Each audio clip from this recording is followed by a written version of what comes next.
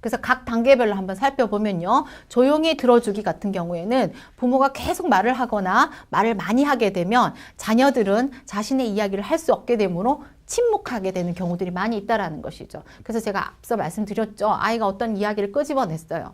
자, 그런데 이제 조금 성격이 이제 급하신 부모님 같은 경우에 그래서 어떻게 됐는데? 응? 너 그래서 너 그게 잘못된 거잖아. 너 왜 그렇게 행동했어? 이렇게 이제 아이들이 어떤 말꼬리를 잘라버리는 경우들이 있을 수 있다라는 것이죠. 그러면 아이는 오히려 더 겁을 먹게 되고 또 이야기하는 것을 머뭇거리게 됩니다. 그래서 나중에는 침묵하게 되는 어떤 그러한 형태들이 나타날 수 있다라는 것이죠. 자, 그 다음에 이런 어떤 조용히 들어주기를 하게 되면 이제 적절한 인식 반응 보이기를 해야 된다라는 것이죠. 그래서 부모가 자녀 이야기를 계속 가만히 듣기만 하는 것이 아니라는 거예요. 자, 우리가 친구들과 같이 이야기를 하더라도 어떻습니까? 그냥 그 친구가 내가 있잖아 막 이렇게 지난주에 이런 일이 있었어 라고 막 이야기를 하고 있는데 그 친구는 내 눈을 보긴 하지만 정말 내 이야기를 들어주고 있는 거 맞나? 내 이야기를 정말 듣고 이해하고 있는 게 맞나? 내 이야기에 대해서 공감하고 있는 게 맞나? 좀 의심스러울 때가 있다라는 것이죠. 예. 그럴 때, 내가 정말 이야기 계속 해 나가야 되나? 이제 이런 의문들이 생길 수밖에 없다라는 겁니다.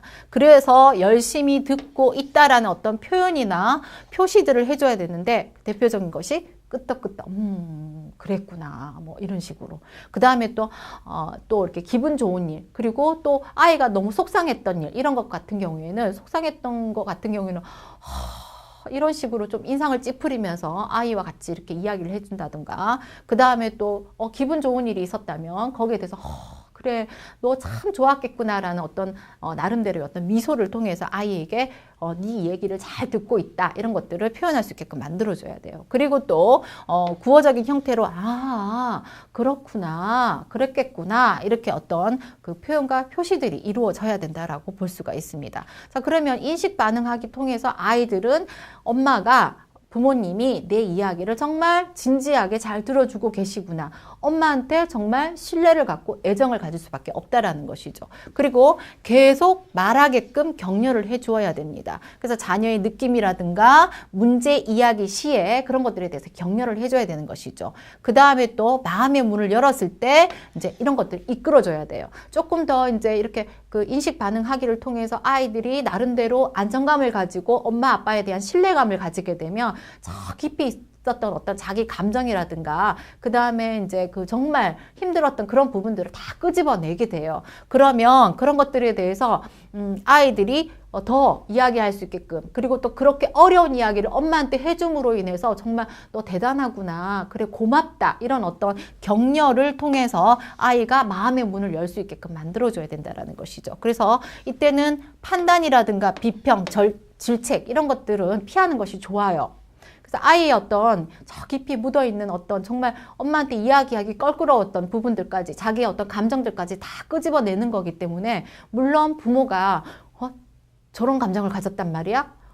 내가 뭐 이런 일을 심부름을 시켰더니 나를 정말 때려주고 싶고 공격적인 행동을 하고 싶었단 얘기인 거야? 어디 지금 감히 이러면서 비판적인 형태, 너 정말이야? 뭐 이런 식의 어떤 그런 판단이라든가 질책이라든가 이런 것들이 나오면 아이가 바로 침묵하고 말하지 않는다라는 겁니다. 그리고 그것이 일회성으로 끝나는 것이 아니라 엄마, 아빠, 부모님과 자녀 간의 관계에 있어서 계속적으로 부정적인 어떤 상호작용의 형태로 계속 남아버릴 수밖에 없다라는 것이죠. 그래서 아이가 그런 얘기를 했을 때는 있는 그대로 받아주시고, 또 그런 어떤 나름대로의 자기 감정과 이런 것들이 부정적이고 나쁜 것들이라 할지라도 아이가 그런 것들을 끄집어내서 엄마한테 보여준다는 것 자체는 대단한 용기라는 것들에 대해서 격려해 줄 필요성이 있다는 겁니다. 그리고 마지막 단계인 적극적 경청. 이것은 조용히 침묵하고 또 수동적인 경청과는 다르게 아이들로부터 대화 내용이라든가 태도를 이해하고 그 다음에 피드백을 개방적으로 이렇게 하는 어떤 의사소통의 형태라고 볼 수가 있는 것이죠.